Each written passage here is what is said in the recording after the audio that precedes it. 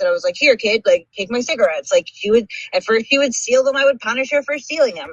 And then I decided that I didn't want the alternative happening, so I would leave them out. I knew she was stealing them, and then I said, well, I don't really want to teach her to fucking steal, so I would tell her, you have to, like, at first I attached a chore to it, and then it's at this point, like, ask me, and there's certain times that I'll say no, because I just know, like, when she wakes up in the morning and goes, can I have a cigarette before school? Like, no, you can't get into that habit, because this is a hard enough one to break.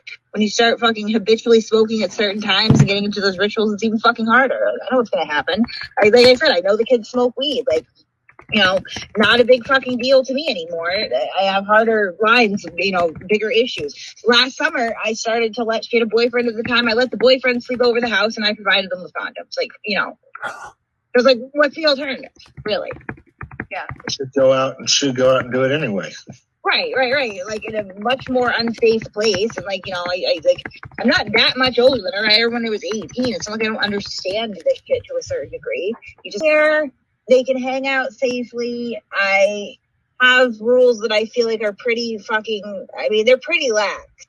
Like, I know that they smoke pot and I don't give them a hard time. I don't allow drinking or hard drugs in my house. That's it. And like, I will call the police if I find, and they know that.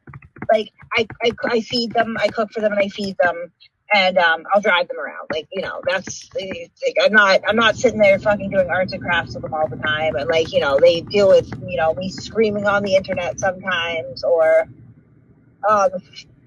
you know, like, I shouldn't even say that. Like, Andy is not a fucking batterer, like, by any stretch of the imagination. He's definitely put hands on me once or twice in the last 10 years.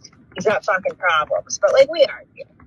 A lot less now that, like, you know, like, in the thick of it last year when he's pulling these reports from, because like, not that it excuses the chaos that occurs in my house sometimes, but like, my daughter was off the rails to the point to where, you know, she had run away from a group home and was gone for a week. She was sneaking out of her window all the time. We were finding drugs in her room. We were finding alcohol in her room.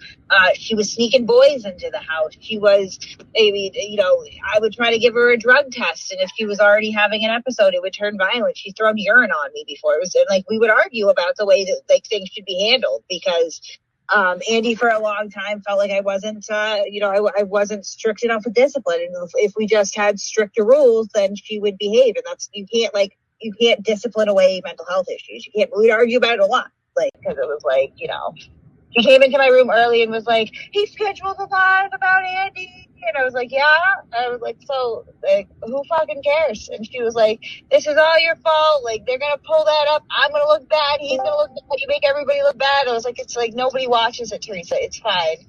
And then I was like, just, you know, just don't watch it and go to bed. Right. And then this morning she woke up and was in a fucking panic. And she was like, I told you something was going to happen. Like, he's going to come fucking kidnap me. He won't leave me alone. Like, I think the same thing she says, like, usually, like, joking, but she was, like, upset this time. She's like, I think he wants to bang me. Like, it's just fucking a lot of conjecture there. It seems to be to just fucking, you know, go at my fucking daughter. Like, and you know, I like put out the report because like she doesn't look that bad in it. You can tell that she lied a couple times, but she was upset, like, you know, and she wasn't arrested. I was considering yesterday, and I really should have followed through and just fucking didn't because I got lazy. But going down and just filing for criminal harassment, maybe I should just add this to that. Maybe that's probably to get like the full. To add this to that, you should at least get a report. You should at least get something from the police department, like spoke with an officer. No, I'm saying maybe I should just go down and like report everything. Yeah. Do you need my advice would be report this separately. And then I would, if you go to the police and try to report criminal harassment and it's a long-term thing, likely they're going to tell you to go down to the courthouse and do it. It was like, there was nothing you could have done to avoid this. Aiden and his mistress were the ones that dragged you to court. Aiden's and her ones fucking following you all the time and stuff. Like, this wasn't avoidable. It's just not. Nothing you do is going to stop him from doing this shit. He's obsessed with you. I get freaked out about this too. Like, they're convinced that like he's gonna like hurt me at some point or something because like my dad follows the internet stuff My mom really does, but she hears it from my kids. And like my dad particularly is like, he can't let it go. My dad has questioned me so many times as to whether or not I've had sex with him. My dad too. So it's embarrassing. Like, no, I haven't. Like, ew, They probably fuck, want no.